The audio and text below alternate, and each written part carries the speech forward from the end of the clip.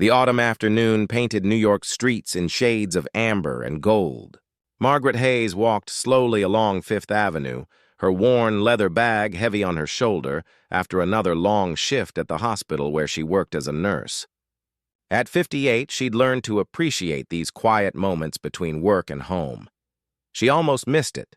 A brown leather wallet lying near a park bench, partially hidden beneath fallen leaves. Margaret paused, bent down carefully, her knees reminding her of the years, and picked it up.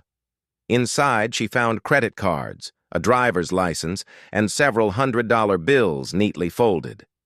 The license showed a young man's face, Thomas Brennan, 29 years old, with an address in the Upper East Side. Margaret's heart ached a little. Losing a wallet could ruin someone's entire week. She'd been there herself years ago, when every dollar mattered even more than it did now. She could have taken the cash. Heaven knows she could use it. Her daughter Sarah's college tuition was always lurking in the back of her mind, and the medical bills from her late husband's illness 3 years ago still arrived like unwelcome ghosts. But Margaret had been raised differently. Her mother used to say that character is what you do when nobody's watching. Margaret found a business card tucked in one of the wallet's compartments. Thomas Brennan, it read, with an address for a tech company downtown. She decided to return it personally the next morning, before her shift. The building was intimidating, all glass and steel, the kind of place that made Margaret feel small. But she walked in anyway, clutching the wallet like a sacred trust. "I'm here to return something to Thomas Brennan," she told the receptionist. A young woman with perfect makeup and an efficient smile. "Mr. Brennan?" The receptionist's eyebrows rose slightly. "May I ask what this is regarding?" "I found his wallet yesterday. I just wanted to return it." The receptionist's expression softened. She made a quick phone call, spoke quietly, then looked up with surprise. "Mr. Brennan will see you right away. Top floor." Margaret rode the elevator up, watching the city shrink below her through the glass walls. She felt out of place in her simple blue cardigan and comfortable shoes, but she'd stopped worrying about such things years ago. The elevator doors opened to a stunning office space. And there he was, the young man from the license photo, but somehow more real. Thomas Brennan stood from his desk, his face breaking into genuine relief. "You found my wallet?" he asked, his voice warm and slightly incredulous. Margaret held it out. "Yesterday afternoon near Madison Square Park. I checked the license and found your business card inside." Thomas took the wallet, opened it, and his eyes widened. "Everything's here, even the cash." He looked at her with something like wonder. "You didn't take anything?" Margaret shook her head gently. "It wasn't mine to take." There was a long pause. Thomas seemed to be studying her face as if trying to understand something that puzzled him deeply. "Mrs. I'm sorry, I don't even know your name." "Margaret Hayes." "Mrs. Hayes, do you have a few minutes? Please sit down." He gestured to a comfortable chair near the window. "I'd like to hear your story." Margaret hesitated, then sat. She wasn't used to being the center of attention, especially from someone who clearly lived in a different world than hers. Thomas sat across from her, the wallet temporarily forgotten on the table between them. "Can I ask you something honestly? Most people would have taken at least some of the money. Why didn't you?" Margaret considered the question. "I suppose because I know what it feels like to lose something important. And because taking what isn't yours, even when no one would know, it changes you a little inside. My mother taught me that." "Your mother sounds like a wise woman." She was. Margaret smiled softly. "She passed away 5 years ago. But I hear her voice sometimes, especially when I'm faced with a choice." Thomas leaned forward. "Tell me about yourself, Mrs. Hayes. What do you do?" And so she did. She told him about her work at St. Vincent's Hospital, about the long shifts and tired feet, about finding meaning in helping people through their worst days. She mentioned her daughter Sarah studying engineering at NYU, working 2 part-time jobs to help with expenses. She spoke of her late husband, Robert, a high school teacher who'd loved books and bad jokes and Sunday morning pancakes. Thomas listened with an intensity that surprised her. "Young people rarely listen this way anymore, really listened." "Mrs. Hayes," he said finally, "I want to tell you something. This wallet, it's been quite a journey for me.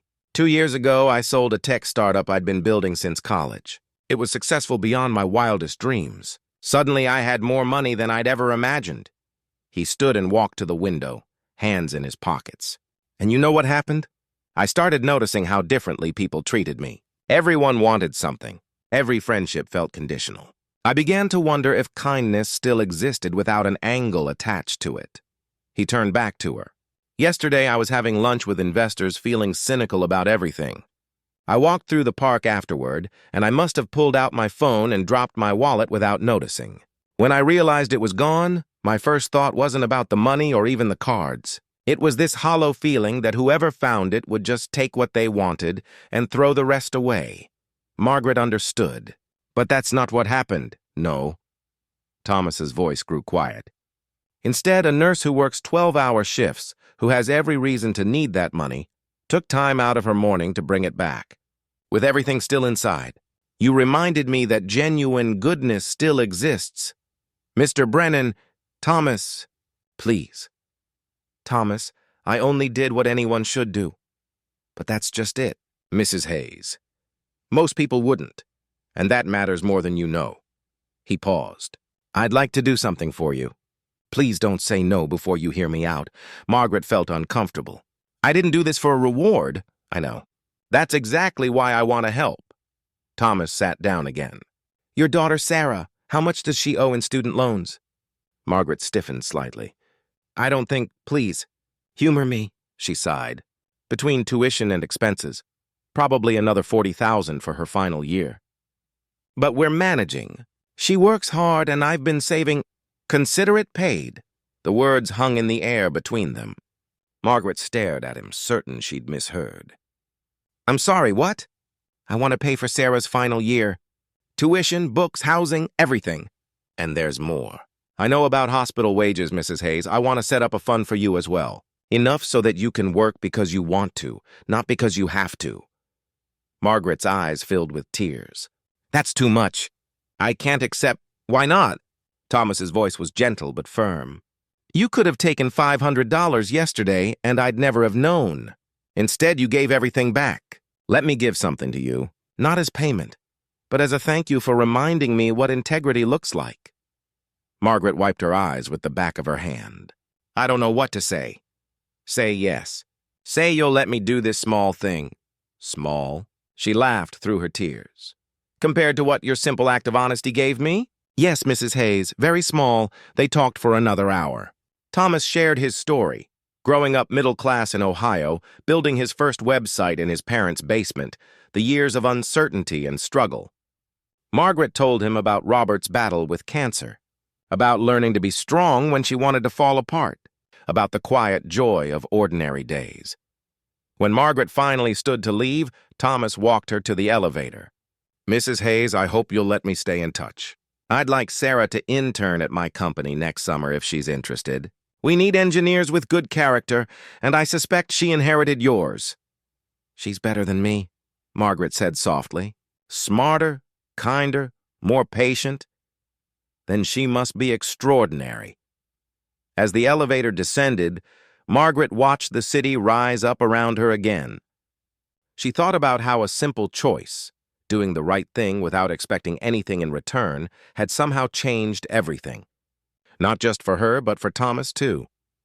That evening, when she told Sarah what had happened, her daughter cried. They held each other in their small apartment, grateful and overwhelmed, and maybe a little bit in disbelief that the world could still surprise them with goodness. Mom, Sarah whispered, you always said that kindness matters even when no one's watching. I know, sweetheart. Someone was watching. Yes, she thought.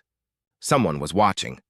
Maybe that's how it always works, our small choices rippling outward in ways we never expect, touching lives we may never fully understand. The brown leather wallet sat on her kitchen counter that night, waiting to be returned one final time. But now it carried more than money and cards. It carried a reminder that in a world that often feels cold and calculated, simple human decency still has the power to change everything. Sometimes the smallest acts of kindness echo the loudest, and sometimes when we give without expecting anything in return, we receive more than we ever dreamed possible.